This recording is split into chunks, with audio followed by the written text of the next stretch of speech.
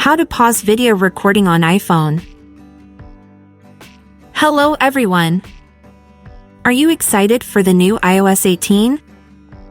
It brings a ton of new features, and one of the most useful is the ability to pause video recording. This feature will help you create better videos without needing extra editing apps, as you can skip recording unwanted parts in real time.